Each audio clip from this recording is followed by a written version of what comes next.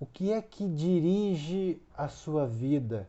O que é que controla as suas ações e pensamentos, desejos e falas? Paz do Senhor, pessoal, tudo bem com vocês? Eu espero que sim.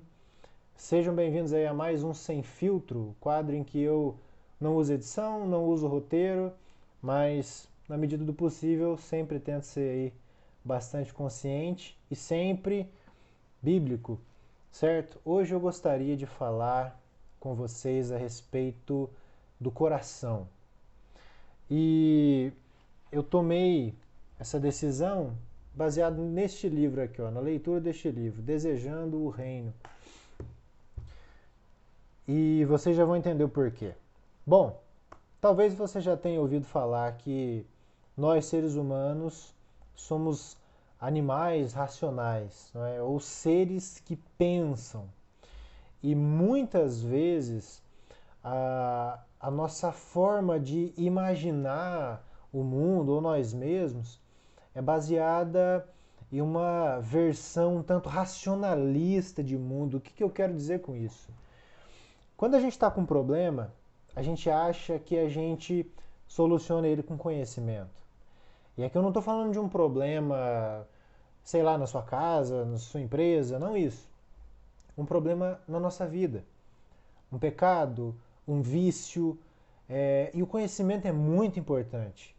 Eu acredito que algumas mudanças elas começam com sementes de conhecimento, principalmente quando é um conhecimento da palavra de Deus, né? Mas eu me dei por vencido, se é que eu posso falar dessa forma, quando eu li esse livro, e o autor, através de alguns exemplos, de uma boa filosofia e também uma boa teologia, ele mostra que nós somos não apenas seres que pensam ou que creem, mas nós somos seres que amam. Seres que amam.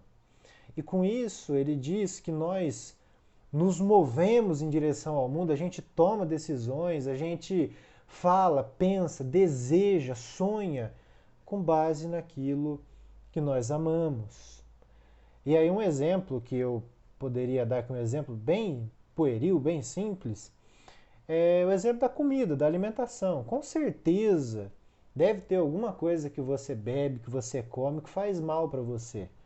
Né? Algumas coisas fazem mal para todo mundo, mas de repente você tem intolerância a algum alimento, mas gosta, ama muito esse alimento e você não vive sem. É difícil largar e você tem que quase que fazer um sacrifício para ficar longe daquele determinado alimento ou daquela bebida. E isso acontece porque, mesmo sabendo que aquilo faz mal, mesmo tendo a nossa parte racional, nós amamos aquilo e nós nos movemos em direção àquilo que nós amamos. E o autor é muito claro aqui, eu não vou ter tempo suficiente para expor todos os argumentos do autor. Recomendo que você leia esse livro aqui. Acho que todos os cristãos deveriam ler esse livro. É um pouquinho, uma linguagem um pouquinho filosófica. Talvez você dê uma patinada aí, mas vale muito a pena. Enfim, em resumo, eu entendi que muitas vezes nós precisamos não de mais conhecimento, porque eu acredito que o conhecimento básico, se você já é cristão, se você conhece a Cristo, conhece a palavra de Deus, o conhecimento base que transforma a sua vida você já tem. A obra de Cristo, a graça de Deus, a presença do Espírito Santo, são conceitos que nós já conhecemos. Mas algo que pode realmente impactar a nossa vida não é informação, mas formação. É aquilo que nós vivemos, é aquilo que nós experimentamos, tem a ver com o nosso coração. E aí algo muito interessante que Jesus fala, lá no Evangelho de João, ele diz: aquele que tem os meus mandamentos, ou seja, aquela pessoa que conhece, que sim, e aqui não estou descartando a razão, o autor também não descarta a razão, o conhecimento, muito pelo contrário. Você está vendo ali atrás uma pilha de livros, né? Leitura, conhecimento, isso é maravilhoso, irmãos. Mas aquele que tem os meus mandamentos, o conhecimento, e os guarda, vive, os pratica, esse é o que me ama. E geralmente a gente pode pensar assim, ó, bom, se eu guardar os mandamentos, eu amo Jesus. Mas se a gente inverter um pouquinho a situação, talvez fique um pouco mais claro. Bom, se eu amar Jesus, eu vou guardar os seus mandamentos. Eu tenho que ser muito cuidadoso aqui, porque, de novo, não é uma crítica ao conhecimento, não é uma crítica. Cara, muito pelo contrário. Nesse sentido, eu recomendo que você leia o livro Cristianismo e Liberalismo, do Machen, tá? Da editora Vida Nova. Ele é uma crítica maravilhosa ao liberalismo, tá? E mostra o quão importante é a gente ter bases, conhecimento sólido. Isso não é uma crítica ao conhecimento, mas é algo que aponta para algo um pouco mais profundo do que só para a nossa cabeça, para o nosso coração, como eu falei. Então, aquele que tem os mandamentos de Jesus e os guarda, esse é o que ama Jesus. A lógica é: amar a Jesus nos leva a ter uma vida que o agrada. Se eu amo Jesus, eu tenho conhecimento do que o agrada, os mandamentos, eu os vivo.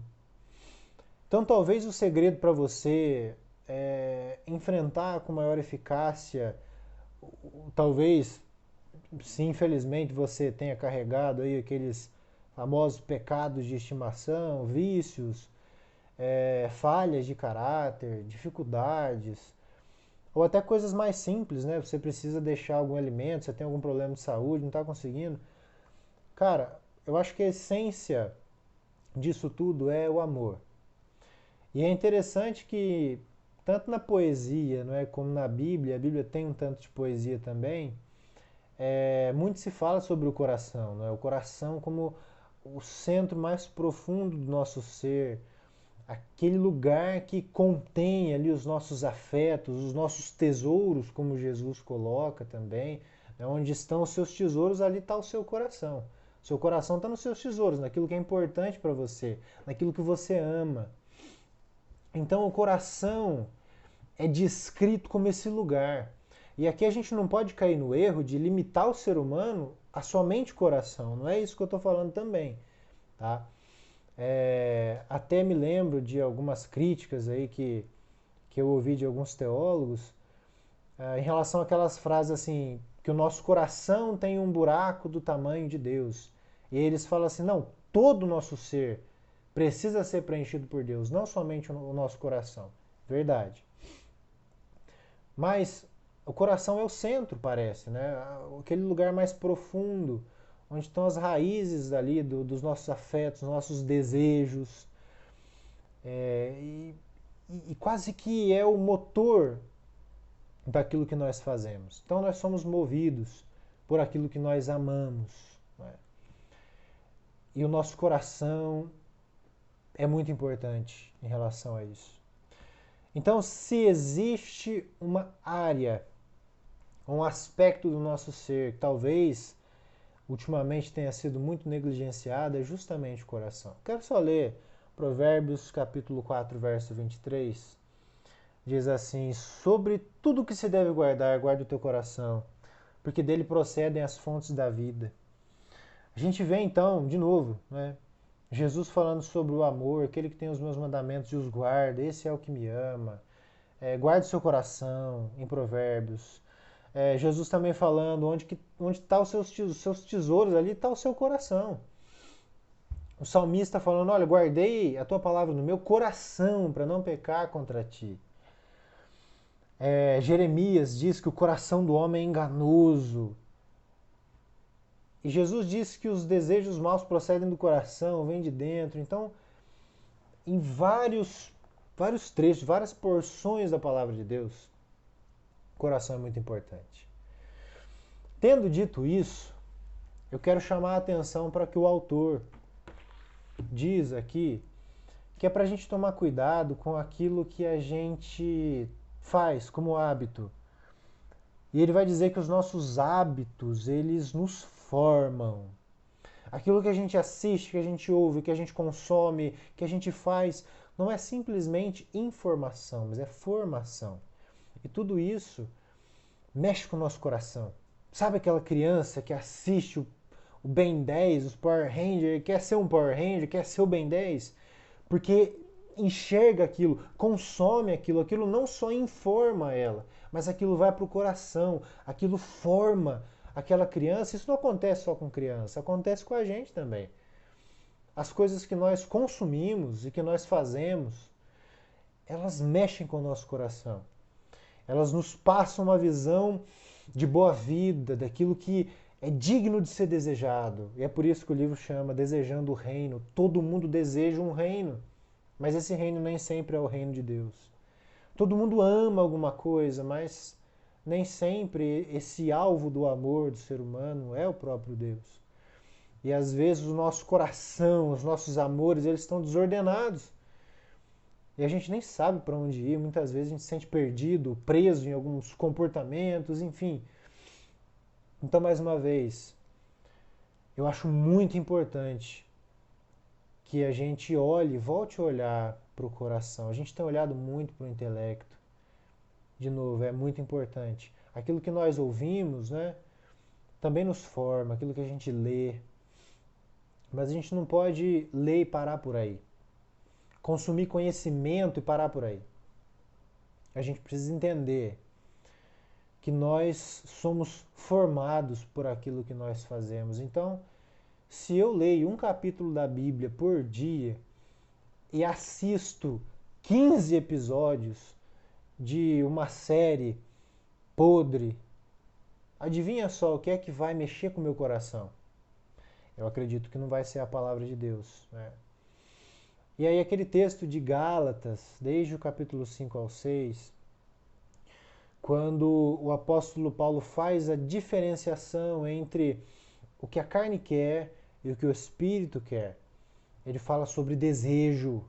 E de novo, a carne tem desejos, ou seja, os desejos nos dirigem. Se eu der lugar para os desejos da carne, eu vou ser dirigido pela carne. O contrário disso, o contrário de seguir os desejos, o coração da velha natureza, é ser dirigido pelo espírito. E Paulo diz que quem semeia para a carne, da carne colhe corrupção, né? Quem semeia para a carne vai colher corrupção. Mas quem semeia para o espírito colhe vida. E eu acredito que esse semear tem a ver com tudo aquilo que a gente faz, né? De novo, os nossos hábitos por completo, nosso estilo de vida, o que nós consumimos e o que nós fazemos. Tudo isso mexe com o nosso coração. E o coração é muito importante. Então, resumo, né, tudo que eu quero falar aqui. Entenda que tudo que você faz e consome forma você, mexe com o seu coração. E aí você vai ter impulsos e desejos que estão além do controle da razão, mas que estão enraizados no seu coração e no meu coração. Então, a gente precisa ter esse cuidado que a palavra nos diz para ter, guardar o nosso coração, tomar cuidado, o cuidado para que a gente não coloque o nosso coração em tesouros errados, em tesouros que se consomem e passam.